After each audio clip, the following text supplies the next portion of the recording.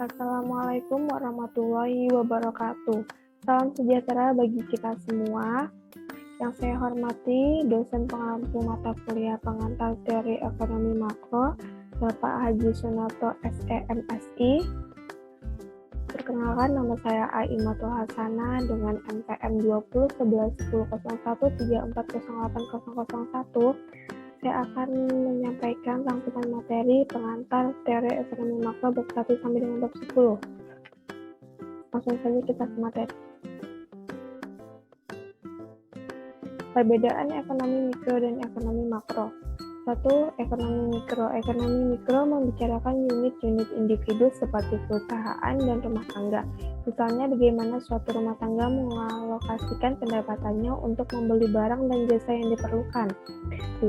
Ekonomi makro. Ekonomi makro membicarakan perekonomian sebagai satu keseluruhan dan mengabaikan unit-unit individu seperti rumah tangga dan perusahaan. Misalnya, tingkat pendapatan nasional, tingkat kesempatan kerja. Tujuan kebijakan ekonomi makro: 1. Tingkat kesempatan kerja penuh. 2. Peningkatan kapasitas produksi nasional yang tinggi.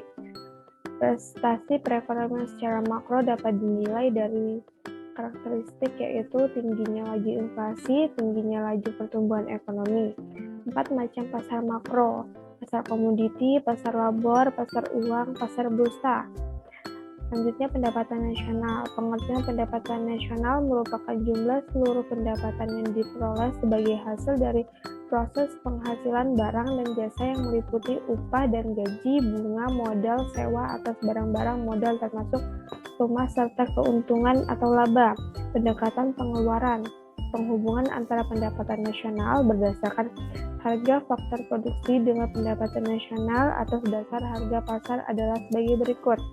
Transfer perusahaan, pajak tidak langsung, subsidi perusahaan, penyusutan. Selanjutnya, penentuan tingkat pendapatan nasional. 1. Perekonomian tertutup sederhana adalah perekonomian yang tidak mengenal hubungan ekonomi dengan negara lain dan tidak mengenal adanya transaksi ekonomi yang dilakukan oleh pemerintah. Pendapatan nasional dalam perekonomian tertutup sederhana terdiri pengeluaran untuk konsumsi rumah tangga dan pengeluaran untuk investasi yang dinyatakan dalam persamaan sebagai berikut. Dia sama dengan C ditambah I. Di samping kanan kita ada gambar indeks kemakmuran dunia. Indonesia peringkat 5 di ASEAN. 2. Fungsi konsumsi, 3. Fungsi saving, 4. Fungsi investasi, 5. Kesenjangan atau GAP dalam perekonomian tertutup sederhana. 6. Perekonomian tertutup 3 sektor. 7. Pendapatan nasional seimbang 3 sektor. 8. Angka pengganda perekonomian tertutup sederhana 3 sektor. 9. Perekonomian 4 sektor. Selanjutnya, teori konsumsi. Faktor yang mempengaruhi konsumsi. Teori konsumsi merupakan bentuk perilaku konsumen untuk memenuhi kebutuhannya akan barang dan jasa. 2. Beberapa hipotesis fungsi konsumsi. Yang pertama, hipotesis pendapatan absolut. 2. Hipotesis pendapatan relatif. 3. Hipotesis pendapatan permanen. 4. Hipotesis siklus hidup. Faktor-faktor lain yang mempengaruhi konsumsi. Beberapa faktor lain yang mempengaruhi besar kecilnya pengeluaran konsumsi masyarakat adalah: yang pertama, distribusi pendapatan nasional, yang kedua, jumlah kekayaan masyarakat, yang ketiga, banyaknya barang konsumsi tahan lama. Selanjutnya, teori investasi. Konsep dasar investasi. Pada dasarnya, investasi merupakan pengeluaran perusahaan untuk menyelenggarakan kegiatan, yaitu pengeluaran untuk pembelian tanah, pembangunan pabrik, pembelian mesin atau produksi, pengeluaran untuk mengadakan persediaan, dan bentuk pengeluaran lainnya. 2. Faktor penentu investasi. Secara ekonomi, investasi dipengaruhi oleh beberapa faktor, yaitu: yang pertama, tingkat bunga, yang kedua, perkiraan kondisi di masa yang akan datang, yang ketiga, inovasi teknologi, yang keempat, tingkat kesejahteraan suatu masyarakat. 3. Pasar modal dan investasi. 4. Nilai sekarang dan nilai yang akan datang atas keputusan investasi. 5. Marginal efficiency of capital. Selanjutnya, uang dan bank sentral. Sejarah timbulnya uang. Yang pertama, sistem barter, yang kedua, uang barang atau commodity money, yang ketiga, uang kartal. Peranan uang dalam perekonomian. Untuk diciptakan oleh pemerintah melalui otoritas moneter atau bank sentral atau Bank Indonesia berperan sebagai berikut. Uang sebagai alat tukar, uang sebagai suatu nilai, uang sebagai standar pembayaran yang tertunda, uang sebagai penyimpan nilai. 3. Konsep uang beredar di Indonesia. Konsep uang yang beredar dapat dibedakan dalam dua bentuk. Yang pertama, uang beredar dalam arti sempit. Yang dua, uang beredar dalam arti luas. 4. Teori permintaan uang. Motif untuk transaksi, motif untuk spekulasi. Analisis IS dan LM. Yang pertama, pasar barang dan kurva IS. Yang kedua, pasar uang dan kurva LM. Keseimbangan di pasar barang dan pasar uang. Yang keenam, Bank Sentral. Tugas Bank Indonesia sebagai Bank Sentral adalah A. Menetapkan dan melaksanakan kebijakan moneter. B. Mengatur dan menjaga kelancaran sistem pembayaran. C. Mengatur dan mengawasi perbankan di Indonesia. Selanjutnya, teori inflasi. Yang pertama, konsep dasar inflasi adalah kondisi kenaikan harga barang dan jasa secara umum dan terus-menerus. Secara umum berarti kenaikan harga tidak hanya terjadi pada satu jenis barang saja, tapi kenaikan harga meliputi kelompok barang yang konsumsi oleh masyarakat. Yang kedua, penyebab timbulnya inflasi. Penyebab timbulnya inflasi dapat dijelaskan sebagai berikut. Yang pertama, inflasi akibat tarik permintaan, inflasi akibat tarik penawaran, inflasi akibat perang, inflasi menurut teori Keynes. Cara perhitungan inflasi, penggolongan inflasi berdasarkan asalnya, berdasarkan pengaruhnya, berdasarkan dampaknya. Yang ketiga, tingkat inflasi. Yang pertama, inflasi ringan, yang kedua, inflasi sedang, yang ketiga, inflasi berat, yang keempat, hyperinflation. Selanjutnya, kebijakan fiskal dan kebijakan moneter. Pengertian kebijakan fiskal merupakan kebijakan pemerintah yang dilakukan dengan cara mempengaruhi sisi penerimaan maupun sisi pengeluaran pada APBN.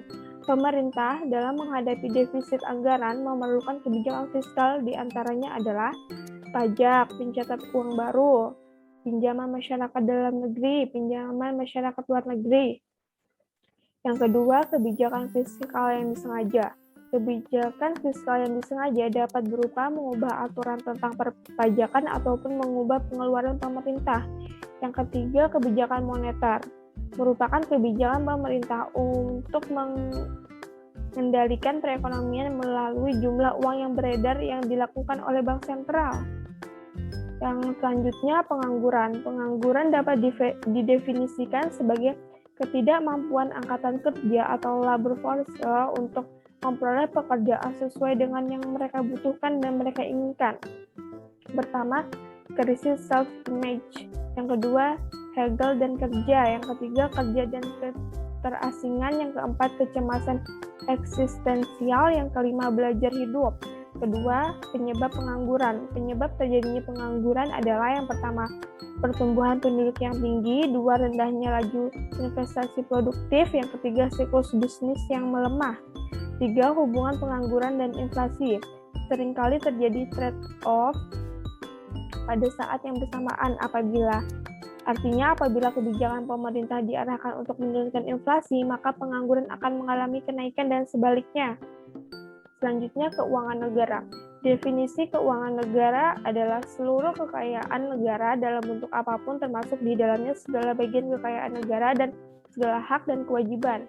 Asas-asas umum pengolahan keuangan negara. Asas-asas umum yang meliputi tahunan, akuntabilitas, birokrasi pada hasil, profesionalitas, proporsionalitas, keterbukaan dalam pengolahan keuangan negara, pemeriksaan keuangan oleh badan pemeriksa yang bebas dan mandiri.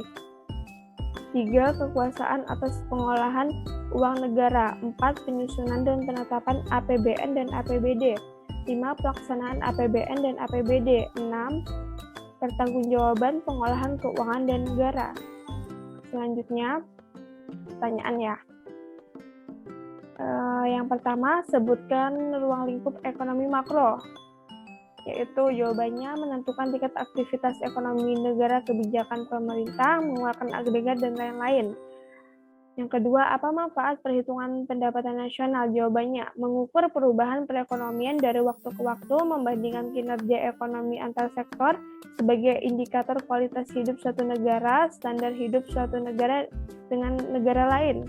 Yang ketiga, apa saja yang termasuk perekonomian per sektor? Jawabannya, sektor rumah tangga, sektor perusahaan, sektor pemerintahan, sektor dunia internasional. 4. Sebutkan beberapa teori konsumsi yang sering digunakan. Jawabannya, teori konsumsi siklus hidup, teori pendapatan permanen, teori pendapatan relatif, teori konsumsi Keynes.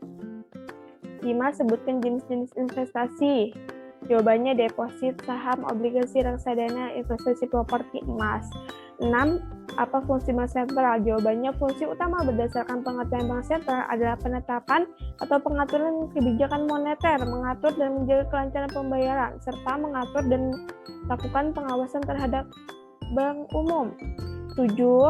Apa dampak inflasi terhadap perekonomian? Jawabannya, pertumbuhan ekonomi negara jadi terhambat, penurunan kesejahteraan masyarakat, dan lain-lain. Nomor 8, apa dampak bila masyarakat tidak membayar pajak? Jawabannya, maka pembangunan tidak berjalan dengan baik dan lancar. Uang negara juga tidak cukup untuk membayar kebutuhan negara dan hutang negara dan mengakibatkan pertumpukan hutang. Yang ke-9, bagaimana cara mengatasi pengangguran? Jawabannya, mengeluarkan kebijakan moneter, memberikan pendidikan dan pelatihan, pemberian subsidi ketenaga kerjaan. Yang terakhir, apa sajakah sumber-sumber keuangan negara? Jawabannya, pajak, retribusi, keuangan BUMN atau BUMD, denda dan sita, pencetakan uang, pinjaman, sumbangan, hadiah, dan hibah. Sekian dan terima kasih. Kurang lebihnya saya mohon maaf apabila ada salah kata. Sekian. Assalamualaikum warahmatullahi wabarakatuh.